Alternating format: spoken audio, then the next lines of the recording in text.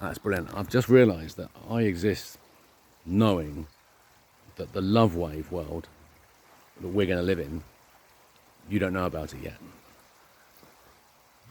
So the love wave, look them up, named after Arnold Love. Arnold Love, 1892, wrote a mathematical treatise on the theory of elasticity. And he pulls together all the theory, shell theory, membrane, elastic theory, right? All the surface stuff. He pulls it all into this wonderful tome, explaining where we are with it, explaining very clearly that that it is the propagation of light that they're talking about, and that's why this problem has been so carefully looked at. And he starts with Galileo, but I've seen updates since where it starts with this monk in the 13th century, and there's Galileo, and then now you can add Da Vinci in there. The Madrid Codex. It's fucking brilliant. Wait till you see where the Da Vinci fits in with the Vitruvian Man. Drops in into the history, and then you get to the end and you go, fuck, that's exciting, right?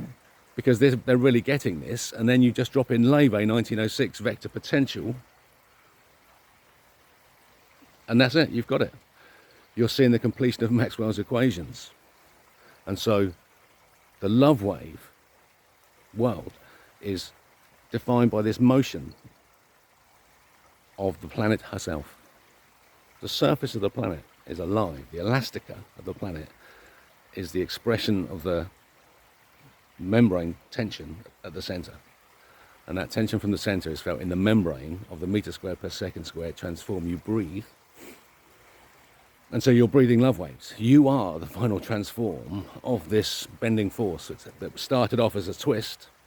Because it has a twist, it has a circle, it has a dot, it has a straight line, it has divergence, it has electric in a magnetic, it has magnetic in an electric, but it's the magnetic monopole that creates the rotation.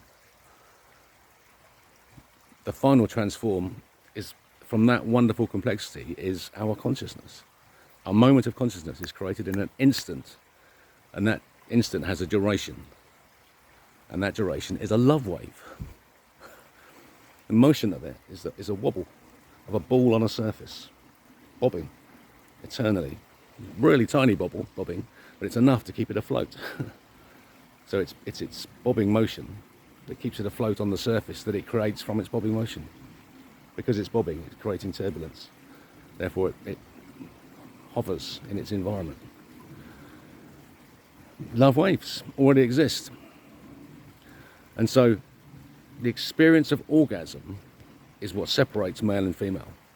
Males experience the resetting of their love waves, of their cells.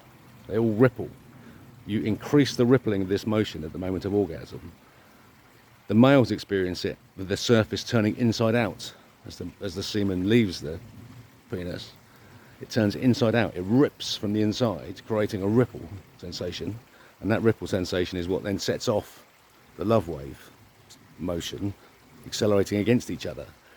The connection with the female is that she then experiences the surface turning inside out inside her, and that is what triggers the resetting of their love wave. And hers were much more powerful. The female is the super powerful one. She has a massive orgasm, and the male can experience it through this connection by learning how to ride a love wave from moment to moment at the moment of orgasm. Because in the beginning was the word, and what was that word? Oh!